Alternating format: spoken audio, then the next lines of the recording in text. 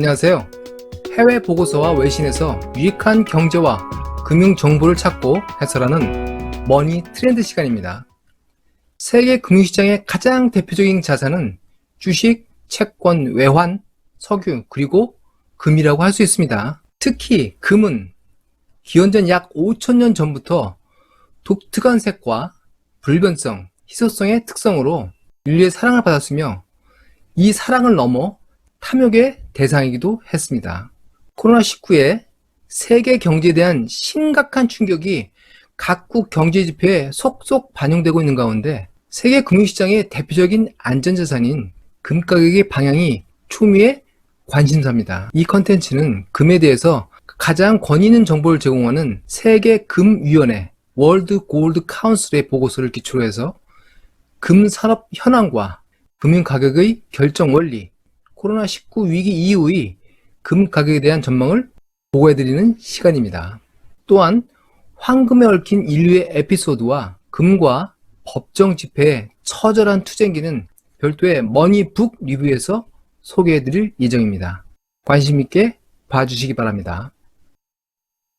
금의 선물 가격은 1980년 초 이란 혁명과 2차 석유 위기 이후에 온스당 820달러를 찍고 2000년 닷컴 버블 전 250달러까지 하락했습니다. 그 이후에 2008년 금융위기, 2011년 유럽 재정위기를 거치면서 1900달러로 최고치를 경신했고요. 2016년 다시 1000달러까지 하락했다가 2018년 이후 미중 무역전쟁의 불확실성 증가, 최근 코로나19 위기 영향으로 1700달러 선을 돌파했습니다. 전 세계 황금의 현황을 한번 보겠습니다. 2019년 말 지구상의 금은 약 20만 톤에 이른다고 합니다. 가치로는 10조 달러입니다. 중국 GDP가 16조 달러입니다. 그 보유 구성 내용으로는 보석류가 47%, 중앙은행 등의 공적 보유가 17%, 금괴와 주화가 20%이며 ETF 등 금융자산이 1%입니다. 국가별로는 미국이 8,133톤으로 가장 많고요. 미국 중앙은행 준비자산의 73%를 차지하고 있다고 합니다. 다음 독일이 3,364톤, IMF가 2,814톤, 프랑스가 2,436톤, 중국은 1,948톤입니다. 그리고 한국의 금 보유 규모는 104톤입니다. 준비자산의 1.3% 수준으로 아주 미미합니다. 주요 외환 강국은 잦은 글로벌 위기와 달러의 적자 확대로 중앙은행 준비자산에서 금 보유를 증가하는 추세입니다. 또한 2019년 기준 금의 연간 세계 수요는 4,356톤이었습니다. 명목 가치로는 1,950억 달러였고요. 보석류 수요가 2,107톤, 금 ETF가 401톤, 중앙은행 보유가 650톤이었습니다. 한편 최근 금 ETF와 중앙은행의 금 보유 수요가 계속 증가하고 있습니다. 2019년 금의 연간 생산량은 4,776톤으로 수요에 비해서 공급이 초과하고 있는 상황이고요. 대부분 금은 채굴에서 생산되지만 1,300톤 정도는 리사이클링, 재생으로 충당되고 있습니다. 금의 재생산업도 상당히 큰 규모입니다. 금의 가격은 어떻게 결정될까요? 월드 골드 카운슬의 금 가격 결정 모델에 따르면 금은 전략자산 측면에서 두 가지 변수인 경제 성장과 위험 및 불확실성에 영향을 받고 기술적인 측면에서 기회비용과 모멘텀에 영향을 받습니다. 세부적으로 경제 성장은 금의 보석류 등 소비 수요, 기술 산업과 장기 저축 수요를 지지하게 됩니다. 위험과 불확실성은 안전자산으로 금의 매력을 부각시키고요. 기회비용은 채권 통화 및 다른 자산 가격이 영향인데요. 금에 대한 투자자의 태도를 결정하게 됩니다. 추세, 모멘텀은 자금의 흐름, 포지셔닝, 가격 추세로 금 가격에 영향을 미치게 됩니다. 한편 WGC는 연간 전망에서 2020년에 금을 둘러싼 경제 상황을 예상했습니다. 첫 번째, 저금리와 결합한 금융과 지정학적 불확실성으로 금 투자 수요가 증가할 것입니다.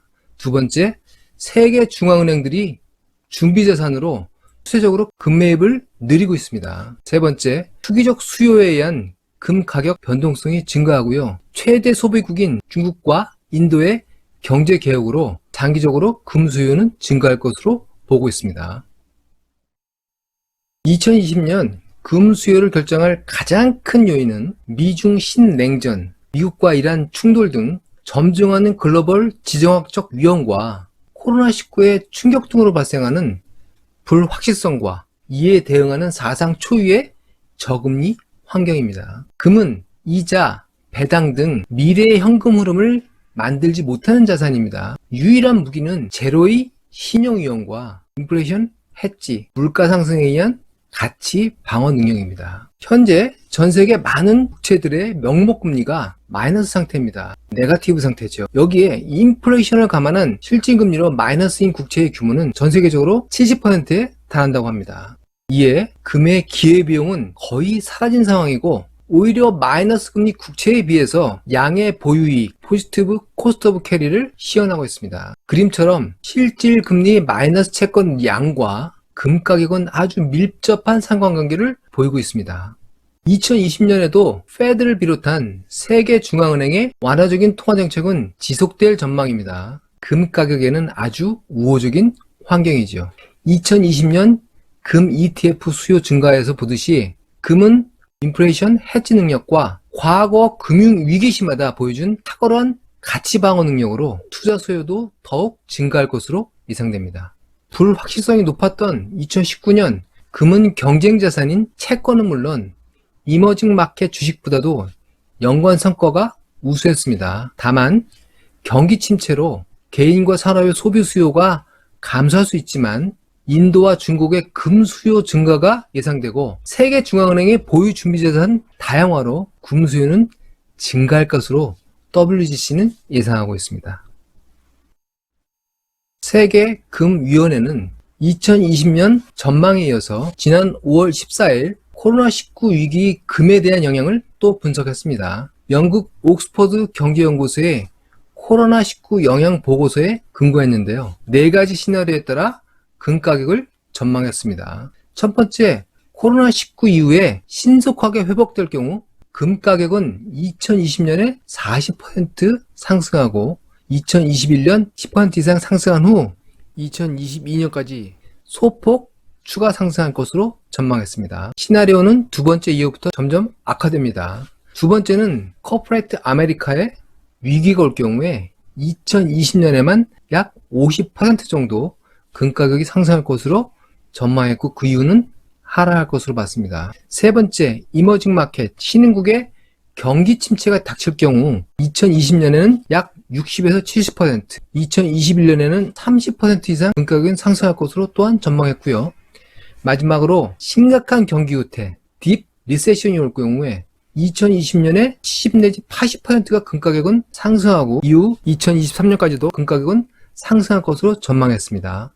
코로나19 위기는 불확실성의 증가와 안전자산 선호로 2020년 금 가격에 양호한 환경이 조성될 것으로 분석하고 있습니다. 위기와 충격이 클수록 금의 투자 성과는 커질 수 있는 것이죠.